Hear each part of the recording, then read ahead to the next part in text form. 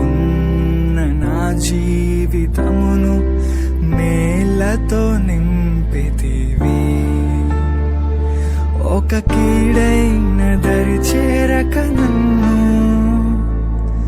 తండ్రిగా కాచావ స్తోత్రం. ఒక కీడైన దరి చేరక నన్ను తండ్రిగా కాచావ స్తోత్రం.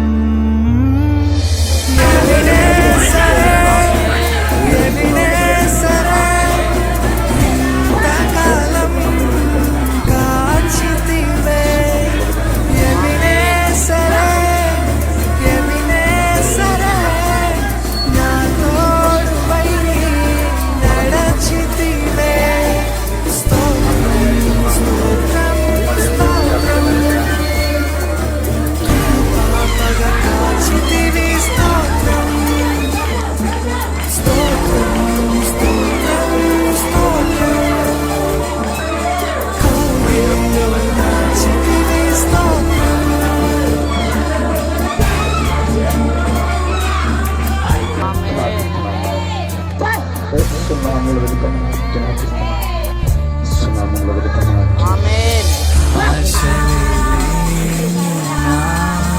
బ్రతుకు నీ కృపతో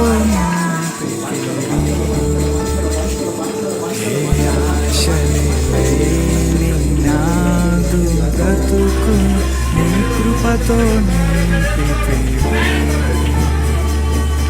నీవు చూపిన ప్రేమను పాడగా పదములు సరిపోవు తండ్రి. నీవు చూపిన ప్రేమను పాడగా పదములు సరిపోవు తండ్రి.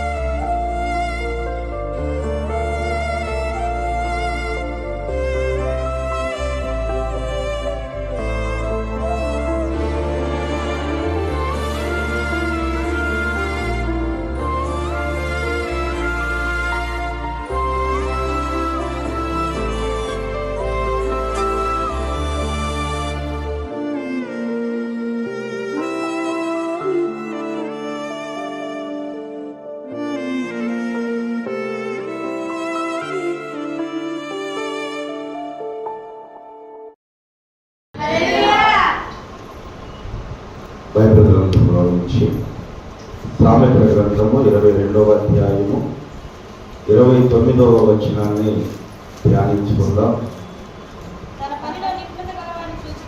తన పనిలో నిపుణత గల వారిని సూచితివా, అల్పులైన వారి ఎదుట కాదు, వారు రాజుల ఎదుటనే నిలుచును. దేవునికి స్తోత్రం. పనిలో నిపుణత గల వారిని సూచితివా, వాడు అల్పుల ఎదుట కాదు, రాజుల ఎదుటనే నిలవబడని లేఖనం సెలవిస్తుంది. ఈ రోజున చదువు నుండి, డబ్బుండి చాలామంది వీడు బ్రతికేందుకు అని అనిపించుకుంటున్న వాళ్ళు చాలామంది ఉన్నారు.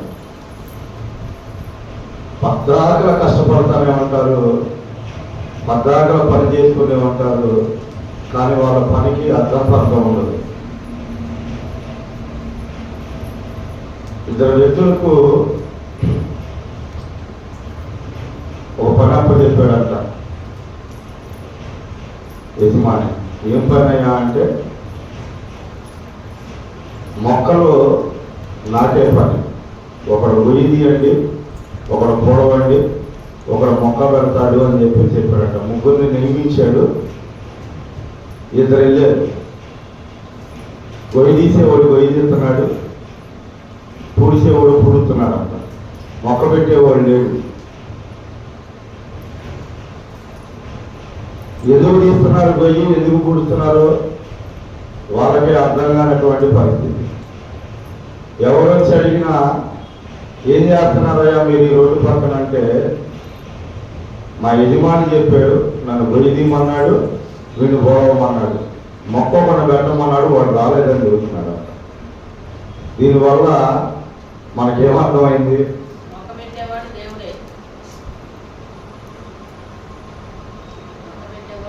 పనికి ఎందుకు పంపాడు, మనం ఏ పని మీద వెళ్ళాము ఆ పని వాళ్ళు చేయడానికి ప్రయత్నం చేయరు. వాళ్ళకి ఏం పని చెప్పారో అదే చేస్తా పోతా ఉంటారు జీవితాంతం. అదే మనల్ని ముగ్గురు నియమించాడు మొక్కలు నాటడానికి. మొక్క పెట్టేవాడు రాకపోతే గొయ్యేటు తీసాడు కదా, మొక్క పెట్టి మట్టి పూడుద్దాం అన్న ఆలోచన వాళ్ళకు ఉండాలా వద్దా?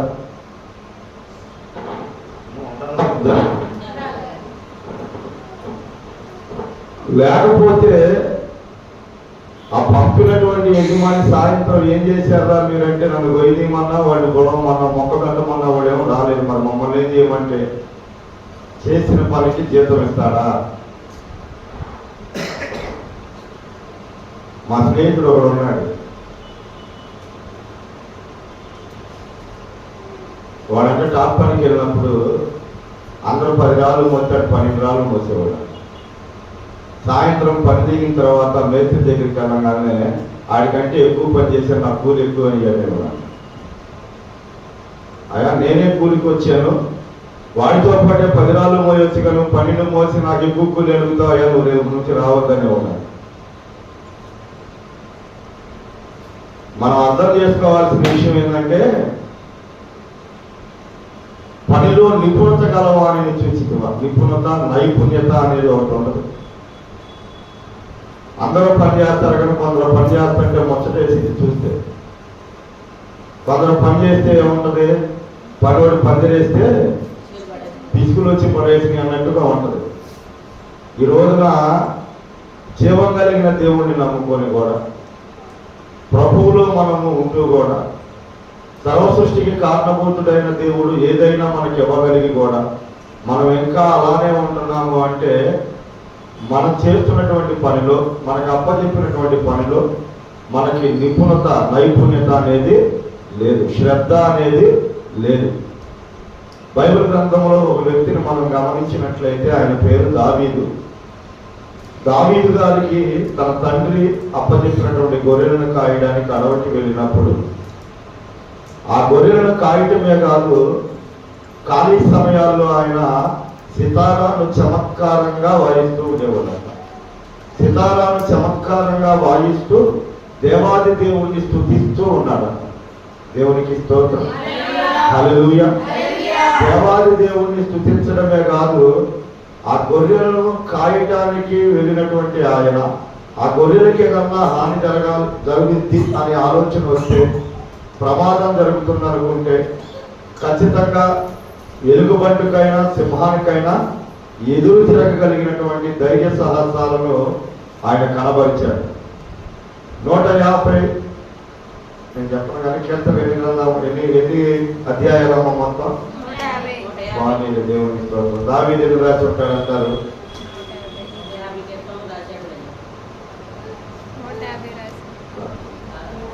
దాదాపు రాసిన ఆయన 90 కీర్తనే రాసి ఉంటారు. మిగతావన్నీ కోరాహ కుమారులని, సలోమన్ అని కొంతమంది రాశారు. అంటే నేను ఇప్పుడు ఎందుకు మీకు చెప్తున్నానంటే, దావీదు గొర్రెలు కాయడానికి వెళ్ళినప్పుడు ఆయన వాయిద్యాలను నేర్చుకున్నాడు, ఆయన దేవుణ్ణి స్తుతిస్తూ ఉన్నాడు, తన అప్పచెప్పినటువంటి పనిని సక్రమంగా చేస్తున్నాడు. అలాగే దావీదు కీర్తనలు రాస్తున్నాడు, ఖాళీగా లేడమ్మా ఆయన. సౌలు రాజు అయి ఉండి, రాజ్యాన్ని పరిపాలించాల్సిన వాడు అయి ఉండి,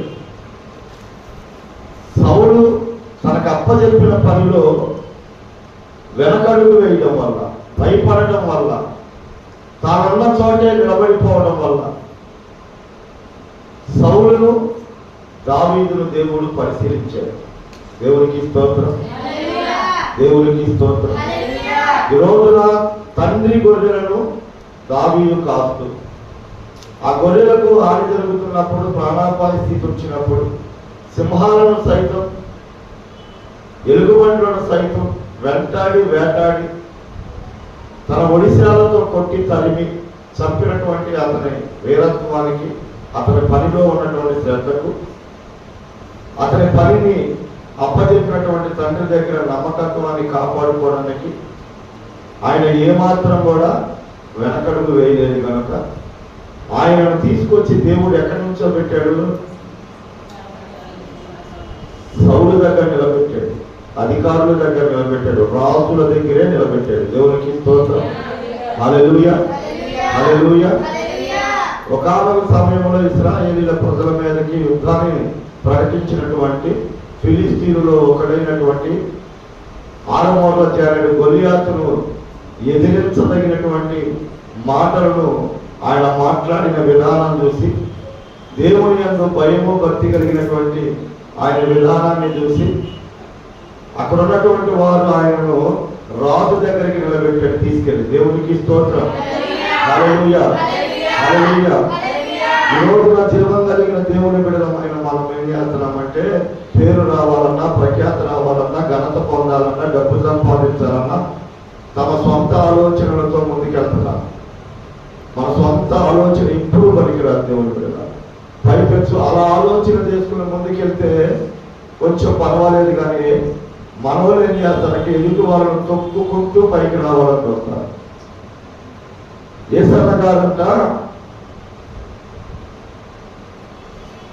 పాటలు రాసి పాడుతున్న సమయంలో యేసన్న గారికి మంచి పేరు వస్తుందంట.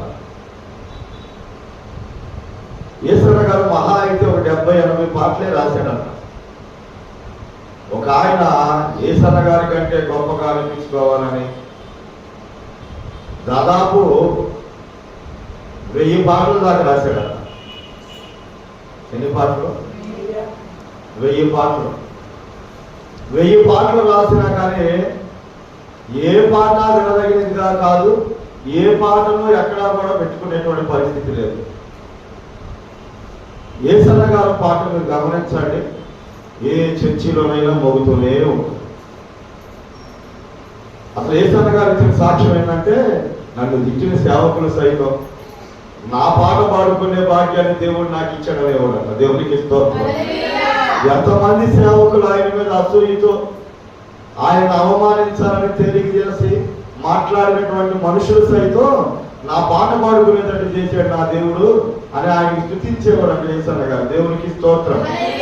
దేశ విదేశాల్లో ఆయన పాట మారుమోగిపోతుందంట. దేవునికి స్తోత్రం. ఈ రోజుకి ఆయన పాటలకు ఎంతో ప్రాధాన్యత ఉంది. ప్రభువుని ఆరాధించాలన్న ఆయన పాటే అన్ని సంఘాలలో చాలా వరకు. అంతటి గొప్ప ఘనతను ఇవ్వగలిగిన వాడు ఎవరు? దేవుడు. ఆయన కంటే పేరు సంపాదించాలని 1000 పాటలు పాడి ఉపయోగం ఏముంది? 1000 పాటలు రాసి ఆయన ఎందుకు రాశాడంటే, ఏ పాట రాసినా ఇది బాగాల, ఇది బాగాలేదని రాసుకుంటూ పోయి ఉంటాడు 1000 పాటలు. కానీ దేవుని బిడ్డలారా, ప్రభు ఆత్మ ప్రేరేపణ కలిగిన వాడై జీవం కలిగిన దేవుడిని స్తుతించాలని, ఘనపరచాలని దీనుడై ప్రభు పాదాలు పట్టుకొని రాసిన ప్రతి పాట దేవుడు దీవించాడు. దేవునికి స్తోత్రం, హల్లెలూయా. ఈ రోజున అలాంటి వాళ్ళు ఎంతమంది లేరు సంఘంలో? కాస్త పేరు ప్రఖ్యాతులుగా, కాస్త పరిచయం చేసే వాళ్ళని బట్టి కానీ, పాటలు పాడే వాళ్ళని బట్టి, వాక్యం చదివే వాళ్ళని బట్టి కానీ, లేదా అభిషేకులను బట్టి కానీ, సేవకులను బట్టి కానీ చాలా మంది వీళ్ళకంటే నేను గొప్పగా కనబడాలి, వీళ్ళకంటే నేను గొప్ప అనిపించుకోవాలని చాలా మంది వ్యర్థ ప్రయత్నాలు చేస్తారు. దేవుడు ఆ ప్రయత్నాలు ఏవి వారికి ఘనతను తీసుకురావు. ఘనతను తీసుకురాగలిగింది యేసుక్రీస్తు ప్రభు వారి దయ ఒక్కటే, ఆయన ప్రేమ ఒక్కటే, ఆయన యందు ఉన్నటువంటి మన నమ్మకమే, మన భక్తే. మన పనిలో దేవుడు మనకు అప్పచెప్పినటువంటి పనిలో మనం నమ్మకంగా చేయటమే ఒకనాటికి దేవుడు దీవిస్తాడు మనల్ని. అంతేగాని మనం తొందరగా ఎదిగిపోవాలి, ఎవరికంటే గొప్పవాలి కుదరని పని. అలాగ అనుకుంటే దావీదు అసలు రాజు నిలబడడానికి అవకాశం వచ్చేది కాదు. ఎక్కడ గుళ్ళు దాచుకునేవాడు, ఎక్కడ సౌలు మహారాజు ఇశ్రాయేలు 12 గోత్రాల వారికి సువిశాలమైన దేశానికి లెక్కకు మించిన ఇశ్రాయేలు ప్రజలను పరిపాలిస్తున్న మొట్టమొదటి రాజైనటువంటి సౌలుని తీసుకెళ్లి దేవుడు నిలబెట్టాడంటే దావీదులో ఉన్నటువంటి ఆ పనిలో నిపుణతే, నైపుణ్యతే, నమ్మకంగా చేసేటువంటి తత్వమే. ఆయనలో సోమరిపోతనం కానీ ఆయనలో భక్తిహీనత కానీ దేవుడు చూడాలి. సౌలులను దావీదుని దేవుడు పరిశీలించి చూశాడు. వీరిద్దరిలో ఎవరి నమ్మకమైన వాళ్ళు, ఎవరికి నమ్మకమైనటువంటి అభ్యర్థులపై నమ్మకంగా చేస్తున్నారో పరిశీలన చేశాడు. పరిశీలన చేయబట్టే గొర్రెలు దాచుకునేవాడి దగ్గర నుంచి ఆయుధాలు మోసేదాకా వచ్చాడు. ఆయుధాలు మోసేదాకా వచ్చినాక రాజుకి అల్లుడైపోయాడు. రాజుకి అల్లుడైపోయిన తర్వాత దేవుడు ఆయననే మహారాజుని చేశాడు. దేవునికి స్తోత్రం. హల్లెలూయా. ఇలాంటి భాగ్యం ఎంతమందికి వచ్చింది చెప్పండి? ఇలాంటి భాగ్యం ఎంతమందికి వచ్చింది? ఎవరికి వచ్చిందయ్యా అంటే, నువ్వు దీవించబడాలన్నా, నువ్వు ఆశీర్వదించబడాలన్నా, నువ్వు ఘనపరచబడాలన్నా, నీకు అప్పచెప్పిన పని నమ్మకంగా యథార్థంగా నువ్వు చేయగలిగితే ఒకనాటికి దేవుడు ఖచ్చితంగా నిన్ను దీవిస్తాడు, ఖచ్చితంగా నిన్ను ఆశీర్వదిస్తాడు. దేవునికి స్తోత్రం. హల్లెలూయా, హల్లెలూయా. అర్థం చేసుకోండి. ఈరోజు యేసుక్రీస్తు ప్రభు వారు మనల్ని ఘనపరచడానికి, గొప్ప చేయడానికి, ఆశీర్వదించడానికి, దీవించడానికి ఇష్టపడ్డాడు కాబట్టి మనకి ఈ మాటలు తెలియపరుస్తున్నాడు. నేను పనిచేసే టైంలో మా మేస్త్రి దగ్గరికి నాతో పాటు 4-5 వచ్చేవాడు. మా మేస్త్రికి ఏ అలవాటు లేదు, కానీ ఆయన కష్టజీవులకు కడుపు కొట్టేవాడు. మధ్యాహ్నం దాకా పని చేయించుకొని వాటికి తీసుకెళ్ళేవాడు టిఫిన్ చేయడానికి. ఆయన ఏం చేసేవాడంటే ఒక పునుగు 2 పునుగులు చేయగలిగేసుకునేవాడు. బాగా పనిచేసి ఉండేవాళ్ళం కదా, మలాంటి వేసి బాగా ఆకలి అయ్యేది. వదిలిపెడితే దాదాపు 40-30 పునుగులు అయినా తినేసి అంత ఆకలి ఉండేది. మేస్త్రి గారు సైతం 2 పునుగులు తినేసి చేయగలిగేసాడు. మనం ఏం తింటావురా బాబు ఇంకా అని మహా అయితే ఆయన మీద ఒక 2 పునుగులు తీసుకుని మేము తిని మేము కూడా చేయగలిగేసేవాళ్ళం. 4-4:30 అయ్యేపాటికి కనపడతా ఉండేవాళ్ళం. దేవుని బిడ్డలారా, పని మాత్రం బహు భయంకరంగా చేపించేవాడు. తెల్లారేపాటికి ఆయన చక్కగా అరటికాయతో పెరిగన్నం తిని కడుపు నిండుగా తినొచ్చేవాడు. సాయంత్రం దాకా కడుపు నిండుతనం పోయేది కావాలి. మధ్యాహ్నం పూట మా కడుపు కొట్టేసేవాడు. ఒక బాధపడేవాళ్ళం, ఒక వేదన పడేవాళ్ళం. దాదాపు 45 సంవత్సరాలకి ఆయన హార్ట్ స్ట్రోక్ వచ్చి చనిపోయాడు. నేను ఎందుకు ఈ మాటలు చెప్తున్నానంటే, ఒకప్పుడు ఆయన కూడా పనుడేగా. సాయంత్రం ఒక అరగంట ఎక్కువ అయితే ఒక 100 రూపాయలు ఇస్తే ఆయన సంతోషపడే రోజులు లేవా? ఆయన పని చేసినప్పుడు మధ్యాహ్నం పూట మేస్త్రి గారు అదే పని చేస్తే ఆయన ఎంత బాధపడేవాడు. దేవుడు ఒక అవకాశాన్ని మనకిస్తే ఆ అవకాశాన్ని దుర్వినియోగం చేస్తూ ఇతరుల పొందగొట్టేటువంటి తన ఆలోచన, తను మాత్రమే సంపాదించుకోవాలన్న ఆలోచన చాలా పొరపాటు. అలాగా ఆలోచన చేసి మధ్యలోనే దాటిపోయిన వాళ్ళు చాలా మందిని చూశాను. దేవుని బిడ్డలారా, నేను ఒక మాట చెప్తా, జాగ్రత్తగా వినండి. కృతజ్ఞత అనేది ఖచ్చితంగా కావాలి మనకి. కృతజ్ఞత అనేది ఖచ్చితంగా కావాలి. సౌలు చేతిలో నుంచి దావీదును తప్పించిన యోనాతానును బట్టి కుంటివాడైన యోనాతాను కుమారుడైన మెఫీబోషెతుని లోదేబారు నుంచి తెప్పించి రాజు భోజనం దగ్గర, రాజు బల్ల దగ్గర సదాకాలం భోజనం చేసే అవకాశము దావీదు కల్పించాడు మెఫీబోషెతు. దేవునికి స్తోత్రం. హల్లెలూయా, హల్లెలూయా. జాగ్రత్తగా మనము ఆలోచన చేయండి. రాజయ్యుండి జనులను పరిపాలించాలి, రాజయ్యుండి జనులందరికీ మేలు జరిగించాలి, న్యాయంగా పరిపాలించాలి. అన్యాయంగా పరిపాలించడానికి వీల్లేదు. అలాగే ఈరోజు దేవుని బిడ్డలమైన మనము కూడా ప్రతి ఒక్కరి కొరకు, శత్రువుల కొరకు కూడా ప్రార్థన చేసే మనసు నీకు నాకు ఉండాలి. ఆడేమైపోతే నాకెందుకులే, అదేమైపోతే నాకెందుకులే, వాళ్ళకి ఇంకా దెబ్బ తగిలితే బాగుండి, ఇంకేదన్నా అయిపోతే బాగుండని మన మనసు అన్యజనుల వలె ఆలోచన చేయకూడదు. ప్రతి ఒక్కరి కొరకు ప్రాణం పెట్టాడు మన యేసయ్య. ఆయన బిడ్డలుగా ఉన్నాం మనం. నీకు అప్పచెప్పిన పని నువ్వు నమ్మకంగా చేస్తే ఖచ్చితంగా దేవుడు ఒకనాటికి నిన్ను ఘనపరుస్తాడు, గొప్ప చేస్తాడు. అధికారులు ఎదుట, యజమానులు ఎదుట నిలవబడతాడు గర్వంగా. దేవునికి స్తోత్రం. స్త్రీ ఎప్పుడు కూడా తన ఇంటి పనిని, అలాగే దేవుని యందు భయము భక్తిని ఎప్పుడు కూడా అశ్రద్ధ చేయకూడదు. జ్ఞానవంతురాలు తన ఇల్లు కట్టును, మూఢురాలు తన చేతులతో తన ఇల్లు ఓడదొరికి. అవకాశం వచ్చింది కదా, అడిగేవాళ్ళు లేరు కదా అని ఎలా పడితే అలా నువ్వు జీవించడానికి, ఉండడానికి కూడా వీల్లేదు. ఖచ్చితంగా నీ పని నువ్వు సక్రమంగా చేస్తున్నప్పుడు, ఇంటి పని, పిల్లల పని, భర్త పని, అలాగే భార్య పని, అలాగే సంఘం పని, సహవాసం పని, ప్రార్థనలో ఉన్నటువంటి ఆ దేవుని యందు భయము భక్తి నువ్వు కలిగి ఉండి నువ్వు ముందుకెళ్తుంటే నీ కుటుంబానికి ఏ నష్టము కలగలేదు. దేవుడు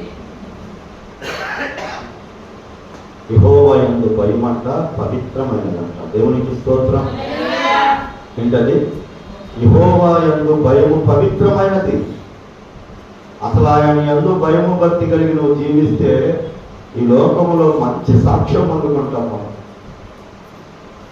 దావీదును గొర్రెలు గాయడానికి పంపిస్తే గొర్రెలు గాస్తూనే ఆగిపోయాడా? సితారా అంట చమత్కారంగా వాయించేవాడంటే, ఎంత చమత్కారం అంటే ఇశ్రాయేలు దేశంలోకెల్లా సితారాను వాడుకగా వాయించగలిగిన వాళ్ళు ఎవరున్నారయ్యా? సౌలు దురాత్మ వదిలిపోవాలని ఆలోచన చేస్తే దావీదు ఒక్కడ కనపడ్డాడంట. దేవునికి స్తోత్రం. హల్లెలూయా, హల్లెలూయా. ఆ దేశం మొత్తం మీదే దావీదు వాయిద్యాలను బహు నైపుణ్యంగా వాయించగలుగుతాడంట. అందుకే సౌలు మీదకి దురాత్మ వచ్చినప్పుడు దావీదును పట్టుకొచ్చాడు. దేశం మొత్తం తిరిగి దావీదు ఎప్పుడైతే సితారాను వాయించాడో సౌలు మీద ఉన్న దురాత్మ వెళ్ళిపోయేదంట. దేవుని ఆత్మ దిగొచ్చాడు. దేవునికి స్తోత్రం. హల్లెలూయా. కొంతమంది పని చేస్తారు,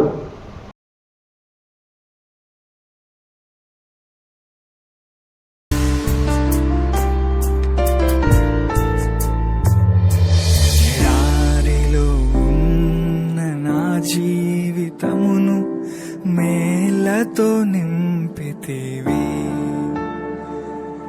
ఎడారిలో ఉన్న నా జీవితమును మేలతో నింపితివి. ఒక కీడైన దరి చేరక నన్ను తండ్రిగా కాచావ స్తోత్రం. ఒక కీడైన దరి చేరక నన్ను తండ్రిగా కాచావ స్తోత్రం.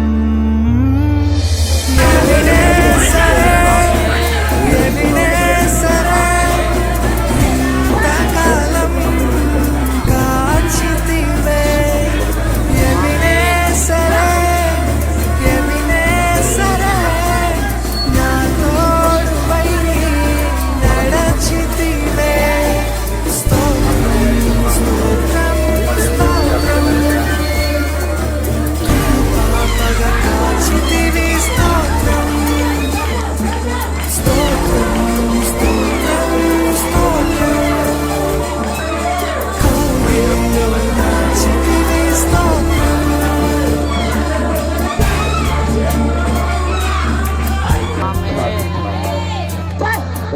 సునామంలో వెళ్తామని జ్ఞాపిస్తున్నాం.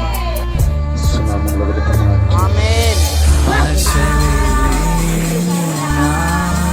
బ్రతుకు నీ కృపతో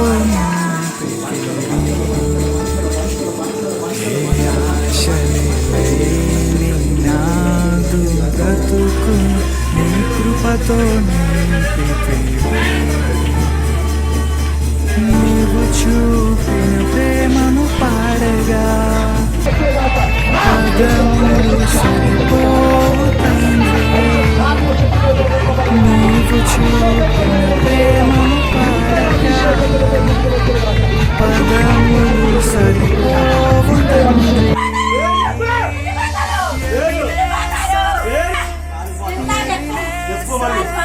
చెప్పు తీసుకెళ్తానమ్మా వెళ్ళిపోతాను